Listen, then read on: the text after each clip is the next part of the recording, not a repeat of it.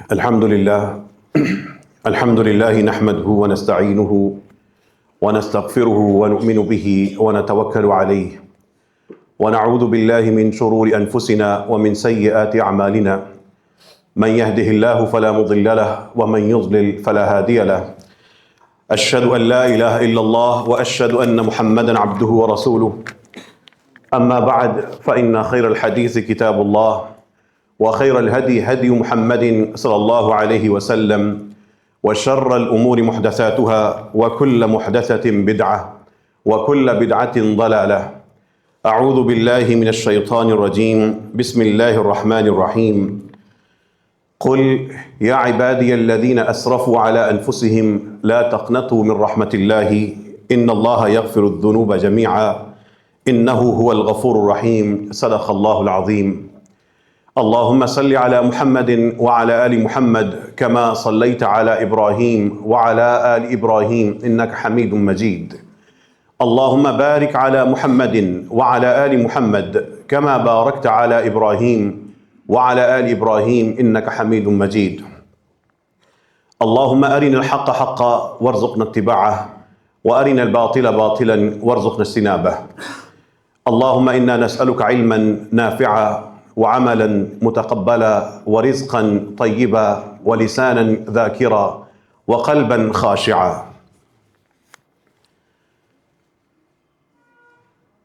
وہ نکاح کی ایک تقریب میں شریک تھا. بہت دفعہ نکاح کی تقریب میں گیا تھا، لیکن اس دن نکاح میں جو آیات تلاوت کی جاتی ہیں ان آیات میں سے ایک جملہ اس کے ذہن میں، اس کے شعور میں داخل ہو گیا. قرآن کا جملہ ان اللہ کان علیکم رقیبا، بے شک اللہ تعالیٰ تم لوگوں کے اوپر نگران اور نگہبان ہے.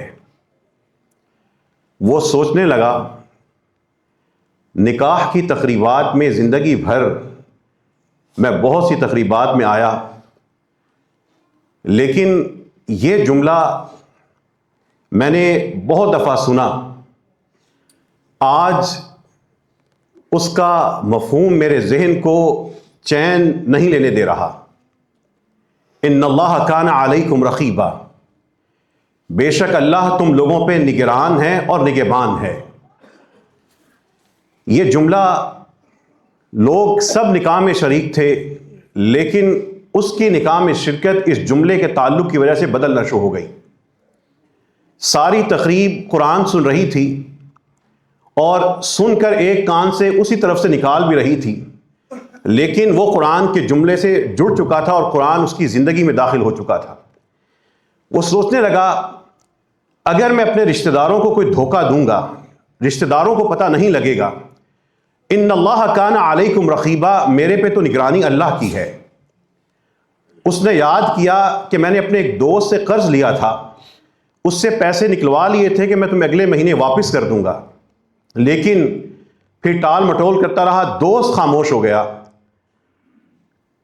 اب دوست بات بھی نہیں کرتا، اس قرض کا تذکرہ نہیں کرتا، لیکن اس جملے نے اسے کہا تم تو اللہ کی نگرانی میں تھے، جھوٹا وعدہ کیا کیوں تھا؟ وہ شخص اس دن بھی بیٹھ کے سوچ رہا تھا کہ فلاں جگہ سے کچھ پیسے لے لوں گا، واپس نہ کرنے کی نیت تھی، بس نکلوا لوں گا. قرآن کا یہ جملہ آج اسے کہہ رہا تھا اس بندے سے جھوٹ بول رہے ہوگے. ان اللہ کان علیکم رقیبا، تمہارے پہ تو اللہ تعالیٰ نگہبان ہے، اس کو کیا جواب دو گے؟ وہ نکاح کے کھانے کی تقریب میں شریک تھا، لوگوں کو کھانے کی فکر تھی، اس کو قرآن کے اس جملے نے اس کی فکر لگا دی. قرآن پڑھا جاتا تھا، اس کی زندگی میں کئی دفعہ اس نے خطبے سنے تھے. اب یہ قرآن کا وہ جملہ جو بطور خاص خطبہ حاجت یا نکاح کے جو خطبے ہیں اس میں یہ آیات جو پڑھی جاتی ہیں ان میں ایک جملہ ہے ان اللہ کان علیکم رقیبا، اللہ تعالیٰ تم لوگوں پہ نگہبان ہے. اس نے سوچا اس نکاح کی تقریب میں اس نے دائیں بائیں نظر ڈالی، ادھر رقص ہے، ادھر میوزک ہے، ادھر بے پردگی ہے، یہاں پہ اختلاط ہے.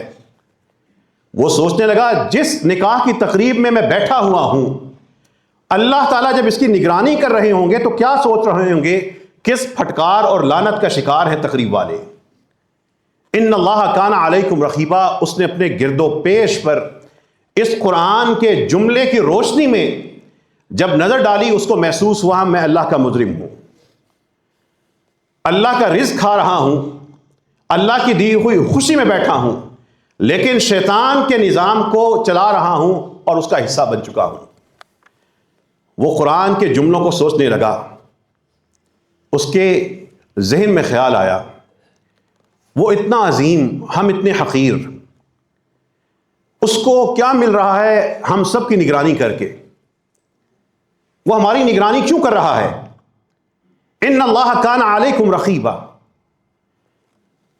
قرآن کے دوسرے جملے نے اس کو جواب دیا، قرآن کا ہی ایک جملہ اس کے لیے جواب بن گیا، وَاعْلَمُوا أَنَّكُمْ مُلَاقُوهُ، جان لو کہ تم سارے کے سارے اس سے نکل کر وہاں پہ جا کے اس سے ملاقات کرو گے، اس سے ملنا ہوگا۔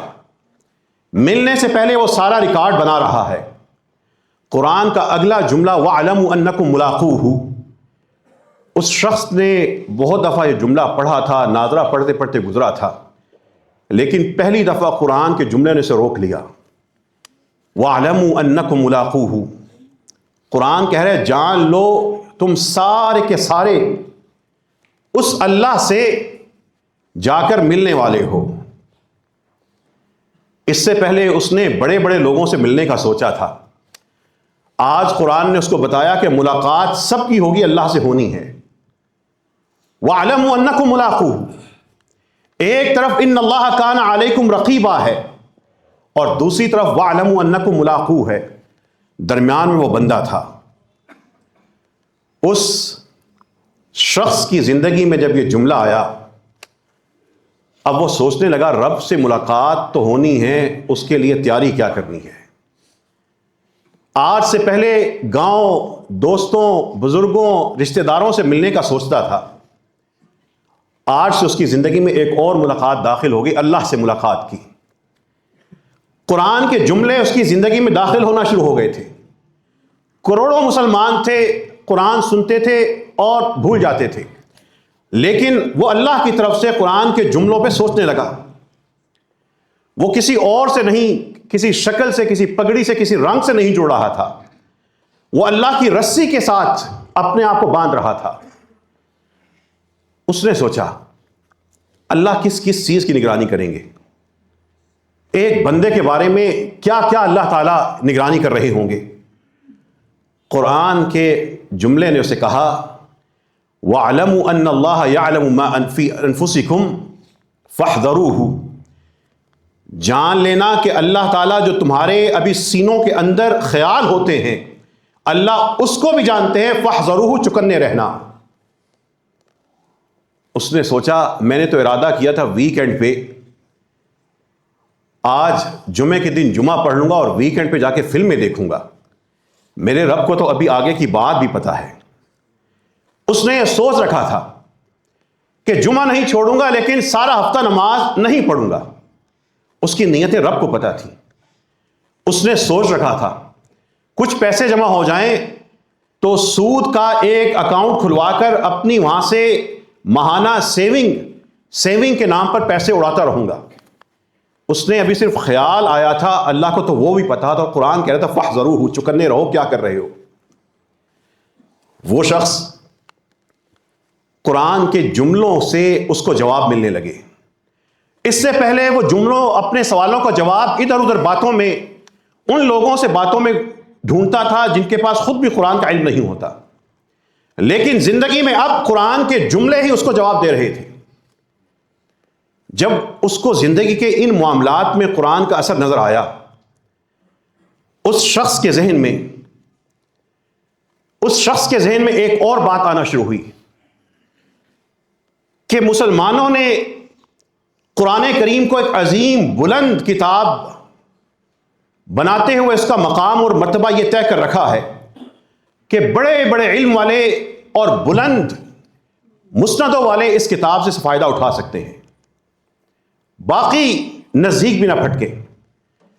لیکن اس کو محسوس ہو رہا تھا قرآن کا ایک رتبہ بہت بلند ہے، لیکن ایک درجے میں وہ عام انسان کی زندگی کے اندر دخل دیتا ہے اور عام انسان کو چمکا دیتا ہے، سنوار دیتا ہے۔ جب اس نے ان اللہ کان علیکم رقیبہ کا جملہ سمجھ لیا تھا کہ اللہ تمہارے پہ نگہبان ہے، وہ تنہائی کے اندر جو سارے کے ساری جو گفتگو گندی سنتا تھا، جو فلمیں دیکھتا تھا، اس کی نگاہوں کے سامنے قرآن کا جملہ آ جاتا تھا، کیا کر رہے ہو، ان اللہ کان علیکم رقیبہ۔ وہ جو رشتہ داروں کو ان کی غیر موجودگی میں ان کی غیبتیں کرتا تھا، اس کو وہ غیبتوں سے قرآن کا یہ جملہ روک رہا تھا، ان اللہ کان علیکم رقیبہ۔ اوپر اللہ دیکھ رہا ہے، سن رہا ہے تم کیا کر رہے ہو۔ وہ کبھی کبھی سگریٹ کے ساتھ نشے کی طرف جانے کی کوشش کرتا تھا، قرآن کا جملہ اس کو روکنا شروع ہو گیا، کیا کر رہے ہو۔ وہ اپنی حلال کمائی کو کچھ حرام چیزوں میں خرچ کرنے لگا تھا، قرآن کے جملے نے کہا ان اللہ کان علیکم رقیبہ، کیا کر رہے ہو۔ اس نے یہ محسوس کیا کہ قرآن میری ذاتی زندگی میں داخل ہو کے میرے ذاتی معاملات کو سدھارنے لگا ہے۔ اس شخص کی ایک عادت تھی، اپنے لیے جب پسند کرتا تھا شاندار کپڑے، شاندار کھانا، شاندار رہائش، جب اللہ کی راہ میں دیتا تھا، جو پھٹی پرانی چیز ہے، جو کسی کام کی نہیں، تھوڑی سے اٹھا کے وہ اللہ کی راہ میں دے دیتا تھا اور سمجھتا تھا کہ میں نے یہ ایک صدقہ دے دیا۔ قرآن کا ایک جملہ اس کے سامنے آیا کہ تم اللہ کی راہ میں دیتے ہوئے اس وقت چھانٹنا شروع کر دو اور ایسی چیز اللہ کی راہ میں دینا شروع کر دو جو خود تم لینا پسند نہیں کرتے۔ اس کو لگا قرآن نے میرے ہی پہ تبصرہ کیا ہے۔ وہ اس کے بعد اس کا اللہ کی راہ میں دینا بدل گیا۔ وہ پہلے جو بچ جاتا تھا اچھا کھا کے بچا ہوا کسی کو پکڑا دیتا تھا، اب وہ کھانے سے پہلے اچھا نکال کے اللہ کی راہ میں دینا شروع ہو گیا۔ پہلے وہ شاندار قسم کا اپنے بچوں کو کھلاتا تھا، لیکن اس آیت کے بعد اس نے شاندار قسم کا اللہ کے ضعیف اور کمزور لوگوں کے لیے دینا شروع کر دیا۔ وہ خود مٹن اور کڑاہیاں کھاتا تھا اور اللہ کی راہ میں تھوڑی سی دالیں بھیج دیتا تھا، لیکن اس کے بعد اس کو یہ سمجھ آیا کہ جو میں اپنے لیے پسند نہیں کرتا وہ میں اللہ کی راہ میں خرچ بھی نہیں کر سکتا۔ قرآن کا جملہ اس کی زندگی کے معاملات میں داخل ہو چکا تھا۔ پھر قرآن کا ایک جملہ اس کو تنگ کرنا شروع ہو گیا۔ جب وہ قرآن کریم کو تھوڑا سا پڑھنے لگا ترجمے کے ساتھ، ایک بات ہر چند صفوں کے بعد بار بار آتی تھی، الیہ المصیر وَإِلَيَّ الْمَصِيرُ إِلَيْهِ مَرْجِعُكُمْ جَمِيعًا۔ 2 یا 3 لفظ ہوتے تھے، ان الفاظ میں بار بار ایک بات تھی، اسی کی طرف پلٹنا ہے، اسی کی طرف واپس جانا ہے، اسی کی طرف روانگی ہے۔ وہ ان 2 لفظوں سے نہیں نکل سکا۔ کہاں جانا ہے؟ اس کی طرف۔ مصیر، ماوا، مرجع، الفاظ تھوڑے بہت فرق سے آتے تھے، پیغام ایک ہوتا تھا۔ پہلے وہ شخص دفتر جانے کی سوچتا تھا، وہ شہروں میں جانے کی سوچتا تھا، وہ گھر جانے کا اس کے خیال ہوتا تھا، اپنے گاؤں جانے کا سوچتا تھا۔ اس کے بعد ایک اور واپسی اس کے ذہن میں آ گئی، اس رب کی طرف جانا ہے۔ کبھی قرآن کہہ رہا تھا الیہ مرجعکم، کبھی کہہ رہا تھا لا الہ الا ہوا الیہ المصیر۔ اس نے جب ایک آیت پڑھی، اس آیت کے اندر اس کی پراپرٹی سے محبت کم ہونا شروع ہو گئی۔ پہلے وہ اس دنیا پہ قبضہ کرنے کے لیے ایک کوشش کر رہا ہوتا تھا، یہ بھی لے لوں وہ بھی لے لوں، لیکن قرآن کی ایک آیت نے اسے کہا وَلِلَّهِ مُلْكُ السَّمَاوَاتِ وَالْأَرْضِ۔ کہاں قبضہ کرنے کی کوشش کر رہے ہو؟ یہ آسمان و زمین کی ساری بادشاہی اور فرما روائی تو رب کی ہے، تمہاری حیثیت اس میں کیا ہے؟ وَإِلَيْهِ الْمَصِيرُ، تم نے اس میں سے صرف گزر کر اس کی طرف جانا ہے۔ اس کو یہ سمجھ آ گئی اس کائنات کے اندر جو کچھ ہے، یہ نوکری، یہ تنخواہ، یہ بینک بیلنس، یہ بچے، یہ گھر، یہ گھرانہ، یہ رہائش، یہ رشتہ داری، یہ صلاحیت، یہ آنکھیں، یہ کان، یہ جسم، یہ سانس، یہ سارے کا سارا میں اس کا مالک ہوں ہی نہیں۔ میں تو صرف یہاں سے گزر رہا ہوں۔ اس کی زندگی میں واپسی کا سفر شروع ہو چکا تھا۔ وہ جوان تھا، وہ بوڑھا تھا، وہ خاتون تھی، وہ مرد تھا، لیکن اپنی زندگی کے ہر دن کو وہ واپسی کا ایک قدم شمار کر رہا تھا۔ قرآن اس کی زندگی میں داخل ہو چکا تھا۔ قرآن نے جب اس کے اپنی زندگی میں ذاتی معاملات میں قرآن کو لانا شروع کیا، اس سے پہلے وہ اپنے بچوں، اپنی بیوی، اپنے گھرانے کی طرف کوئی اور نظر ڈالتا تھا، لیکن ایک دن اس کے سامنے قرآن کا ایک بڑا سنگین جملہ آ گیا۔ ایک دفعہ وہ جملہ سن کے ہل کے رہ گیا۔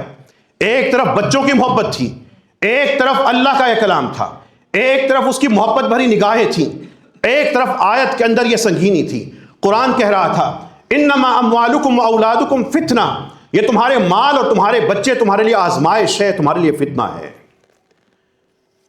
وہ سوچنے لگا یہ بچے فتنہ کیسے ہوتے ہیں، یہ آزمائش کیسے بنتے ہیں، یہ بیوی کا ساتھ، یہ گھرانہ، یہ انسان کے لیے یہ آزمائش کیسے بنتا ہے۔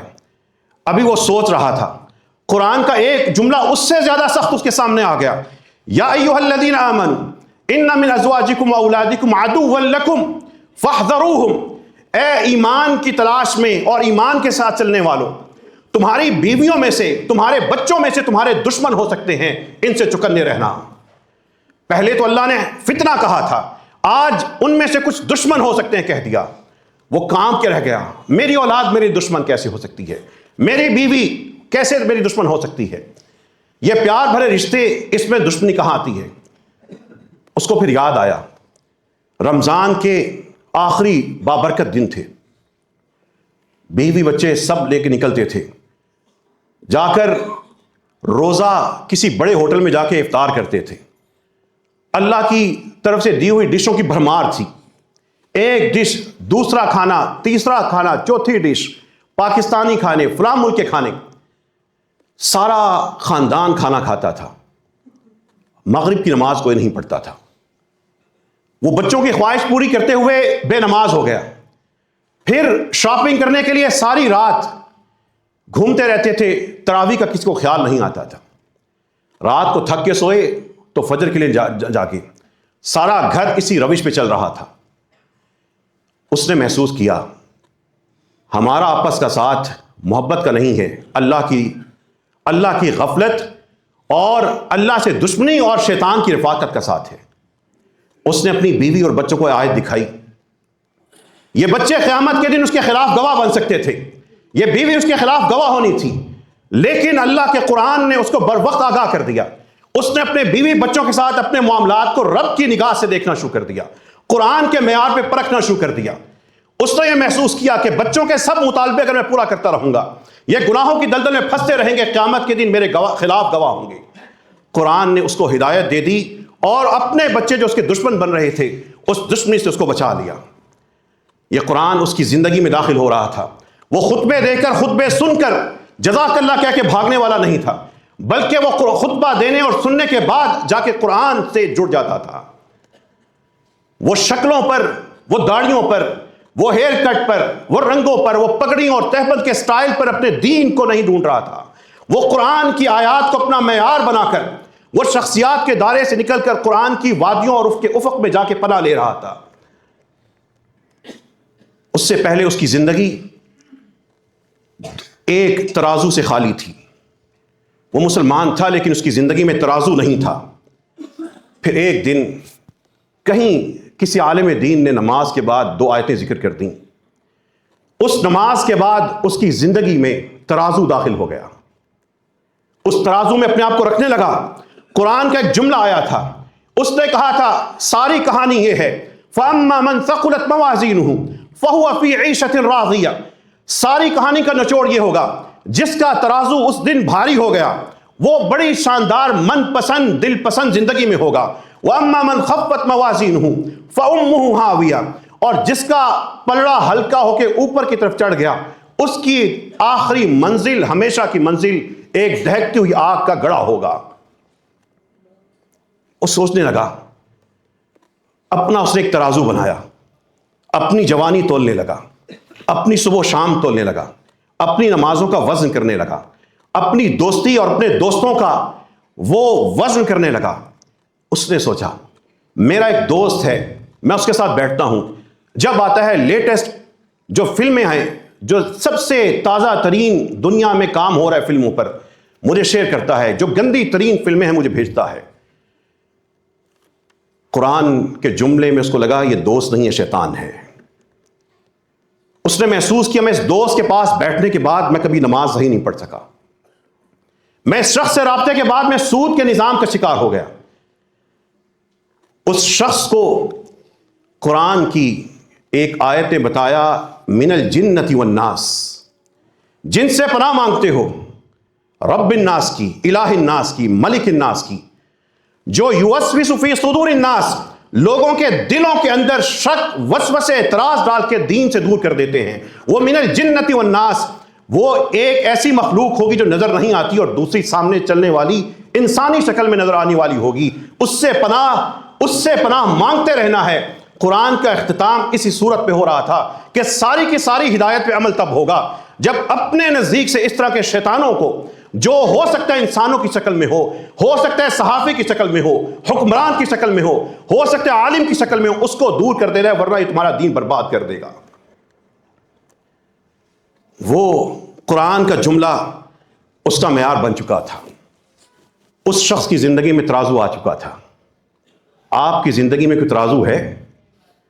آپ نے کبھی اپنا وزن کیا ہے؟ کبھی اپنے اعمال کا وزن کیا ہے؟ صرف سننے سے نہیں, عمل کرنے سے اور سوچنے سے اور قرآن سے جڑنے سے یہ منزلیں ملیں گی. اس کو تو وہ منزل مل رہی تھی. کیا آپ نے یہ منزلیں پانے کے لیے قرآن سے تعلق بنایا ہے؟ وہ شخص جب دین کی طرف گیا وہ مایوس ہو کے واپس آیا. جب وہ دین کی طرف بڑھتا تھا, کسی ایک مسلک, کسی ایک رنگ, کسی ایک شخصیت, کسی ایک کی طرف بڑھ جاتا تھا, اور پھر کچھ عرصے کے بعد ہر کسی کے کچھ نہ کچھ واردات دیکھ کے پیچھے ہٹ جاتا تھا, دل اس کا خراب ہو جاتا تھا. عام امتی تھا, سچ کا متلاشی تھا. وہ کسی مسلک, کسی جماعت کے لیے نہیں جی رہا تھا, بس حق کے لیے تلاش کرتا, متلاشی تھا. لیکن اس کا معیار غلط تھا. اس کو ایک دن قرآن کا یہ جملہ مل گیا, یا ایھا الذین آمنوا اطیعوا اللہ واطیعوا الرسول. اے ایمان لانے والو, جب دین پر چلو گے ایک معیار ہے, اطیعوا اللہ واطیعوا الرسول, اللہ اور اس کے رسول کی اطاعت کرنی ہے. ولا تبطلوا اعمالکم, اس کے علاوہ اپنے اعمال برباد نہیں کرنے. آج اس کو پہلی دفعہ پتہ لگا تھا کہ معیار یہ ہوگا, شخصیت نہیں, جماعت نہیں, مسلک نہیں, نعرہ نہیں, پگڑی نہیں, تہبند نہیں, کرتا نہیں, کوئی چپل نہیں. معیار ایک ہوگا, اللہ اور اس کے رسول کی اطاعت. اب اس کی زندگی میں ایک سوال ہوتا تھا, کیا اللہ کی طرف سے اس کا حکم ہے؟ کیا اللہ کے رسول نے ایسا کیا ہے؟ جہاں سے اس کو جواب ہاں میں ملتا تھا, وہ اس پہ عمل کرنا شروع ہو چکا تھا. لیکن قرآن کی ایک اور آیت نے اس کو ہلا کے رکھ دیا. اس سے پہلے وہ شریعت کے احکامات سنتا تھا, بھائی میرا ذاتی مسئلہ میں جو مرضی کروں, تم کون ہوتے ہو, میرا اور میرے رب کا معاملہ ہے, کہہ کے لوگوں کو ڈانٹ دیتا تھا. اس سے پہلے دنیا کے ہر معاملے میں عقل استعمال کرتا تھا اور رائٹ اور سب سے پرفیکٹ چیز کو سلیکٹ کرنے کی کوشش کرتا تھا. لیکن دین کے حوالے سے جب اس کے سامنے یا اس کی مجلس میں دعوت آتی تھی, وہ کہتا تھا خاموش ہو, ہر شخص کا ذاتی مسئلہ ہے. پھر قرآن کی ایک آیت اس کے سامنے آئی, وَمَن يَعْصِ اللَّهَ وَرَسُولَهُ فَإِنَّ لَهُ نَارَ جَهَنَّمَ, جو اللہ اور اس کے رسول کی نافرمانی کرے گا اس کے لیے جہنم کی آگ ہوگی. فَإِنَّ لَهُ نَارَ جَهَنَّمَ, اس کا سارا گھر بے پردہ ہو چکا تھا ذاتی مسئلے کے چکر میں. وہ بے نماز ہو چکے تھے, میوزک, ڈرامے, فلمیں, دوستیاں, کو کلچر سب کچھ تھا. اس دن کے بعد فَإِنَّ لَهُ نَارَ جَهَنَّمَ, یہ اللہ اور اس کے رسول کی باتیں, پہلے ایمان لانے کا دعویٰ کر لینا اور اس کے بعد اپنی مرضی چلانا, یہ ذاتی مسئلہ نہیں رہا. فَإِنَّ لَهُ نَارَ جَهَنَّمَ, اس کا نتیجہ بھگتنا ہوگا, بچوں کو, بیوی کو, شوہر کو, باپ کو, سب کو جواب دینا ہوگا. فَإِنَّ لَهُ نَارَ جَهَنَّمَ, 5 نمازیں چھوڑنی ہے چھوڑ دو, رب کی کبریائی میں کوئی کمی نہیں, لیکن فَإِنَّ لَهُ نَارَ جَهَنَّمَ سے بچ کے کہاں جاؤ گے؟ بہترین قسم کے ڈانس پارٹی کر لو, کوئی منع نہیں کرے گا, اللہ کا کوڑا اوپر سے آ کے ڈنڈا سر میں نہیں مارے گا. بعد میں فَإِنَّ لَهُ نَارَ جہنم کا کیا جواب دو گے؟ بیٹیوں اور بیٹوں کو آپس میں کو کلچر میں پڑھانا ہے، بٹھا کے یاریاں لگا کر لو نافرمانیاں، فَإِنَّ لَهُ نَارَ جہنم کا کیا جواب دو گے؟ یہ ایک آیت اس کی زندگی میں آئی تھی. وہ جمعہ حاضری لگوانے کے لیے نہیں آتا تھا، وہ قرآن سے جڑنے کے لیے آتا تھا. وہ قرآن سے جڑ گیا تھا، اس کے گھر سے اللہ اور اس کے رسول کی نافرمانیاں ختم ہونا شروع ہو گئی تھیں. اے اللہ ہم سب کو بھی اپنی اطاعت کے لیے قبول فرما لے. جو نافرمانیاں ہو جاتی ہیں اے اللہ ہمیں اس سے بچا لے. وآخر دعوانا ان الحمد للہ رب العالمین.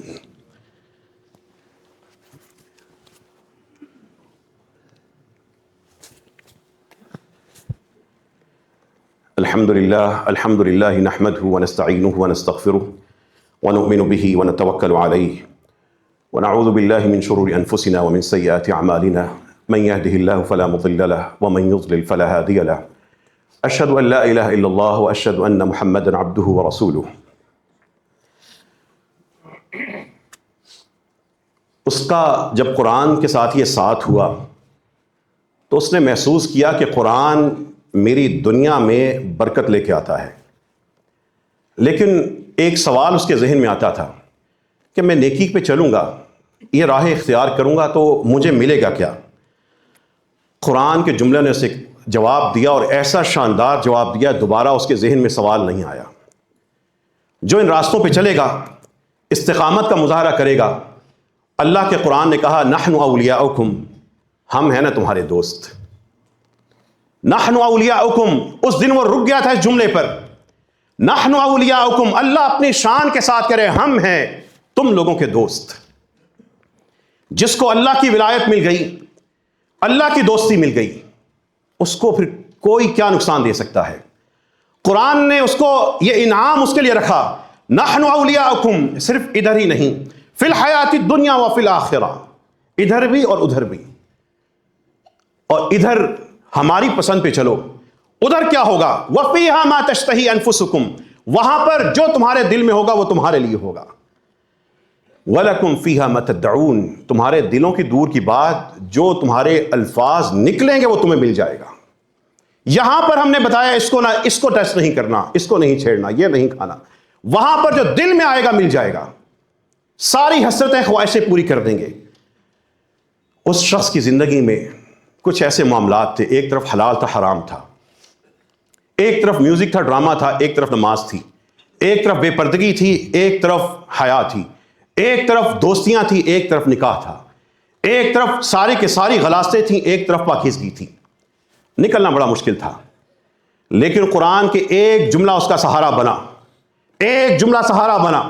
قرآن نے کہا وَمَن يَتَّقِ اللَّهَ، وہ بندہ ڈرتا تھا کہ اگر میں نے حرام چھوڑا تو میں کیا پلاننگ کروں کہ میں دوسری طرف چلا جاؤں اور مجھے نقصان بھی نہ ہو. قرآن کے ایک جملے نے اس کو ایک پیغام دیا، تمہارا کام یہ نہیں سوچنا کہ ہوگا کیسے، وہ ہمارا کام ہے. تم نے صرف سوچنا یہ ہے کہ تم نے اس راستے سے نکلنا ہے. قرآن کا ایک جملہ تھا وَمَن يَتَّقِ اللَّهَ، جو اللہ سے ڈرے گا، اللہ سے ڈر کو اپنے اوپر طاری کر لے گا، يَجْعَلْ لَهُ مَخْرَجًا، اللہ اس کے لیے خود راستے بنا دے گا. یہ نہیں سوچنا کہ اگر میں پردہ کرنا چھوڑ دوں گی تو میرے نکاح اور رشتے میرے بچوں کے کیسے ہوں گے، میرا کیا بنے گا. اللہ تعالیٰ تمہارے لیے سارے کے سارے اس بیٹی کے لیے راستے کھول دے گا. ہو سکتا ہے بے پردگی میں ذلت کی زندگی اور ذلیل شوہر آ کے ملنا ہو، اللہ نے تمہیں اس سے بچا کے رکھا ہو. یہ نہیں سوچنا کہ اگر میں یہ حرام چھوڑ دوں گا کہ میرے بچے بھوکے مر جائیں گے، میرا رزق کم ہو جائے گا. اللہ نے تدبیریں کرنی ہے، رزق ہم نے خود نہیں لکھا ہوا. قرآن کا یہ جملہ اس کا سہارا تھا وَمَن يَتَّقِ اللَّهَ يَجْعَلْ لَهُ مَخْرَجًا، جو اللہ سے ڈرے گا اللہ اس کے لیے نکلنے کے راستے بنا دے گا. اور اگلا انعام تھا وَيَرْزُقْهُ مِنْ حَيْثُ لَا يَحْتَسِبْ، وہاں سے اس کو دینا شروع کر دے گا جہاں پہ بندہ سوچ بھی نہیں سکتا. تمہاری سوچیں محدود ہیں، رب کی عطا غیر محدود ہے. دوسرا جملہ کہہ رہا تھا وَمَن يَتَوَكَّلْ عَلَى اللَّهِ، جو اللہ پہ سہارا اپنا ڈال دے گا، اپنا رب پہ ڈال دے گا، اللہ پہ توکل کرے گا، سب کچھ رب کے سپرد کر دے گا. وَمَن يَتَوَكَّلْ عَلَى اللَّهِ فَهُوَ حَسْبُهُ، وہ اللہ خود اس کے لیے کافی ہو جائے گا.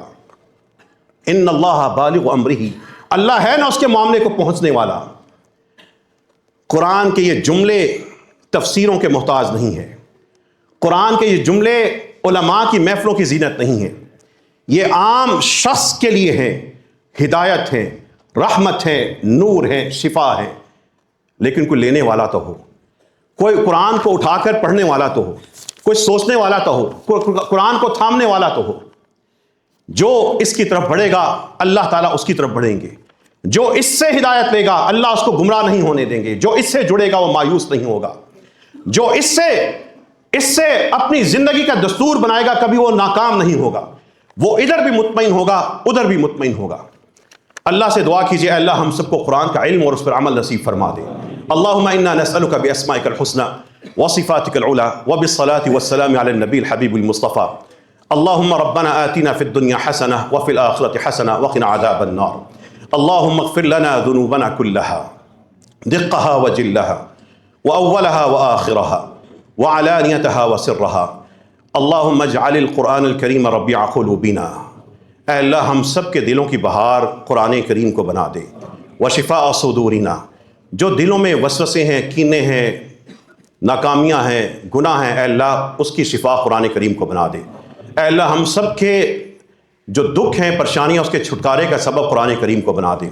اے اللہ ہم سب کو قرآن کریم پڑھنے والا، سمجھنے والا، اس پہ عمل کرنے والا بنا دے۔ اے اللہ قرآن کا ساتھ دنیا میں اور قبر میں اور آخرت میں نصیب فرما دینا۔ وہ جن کے لیے صورتیں آ کے صاحبان بنیں گی، وہ جن کے لیے قرآن قبر میں آ کے ساتھی بنے گا، اے اللہ ہمیں وہی قرآن عطا فرما دے۔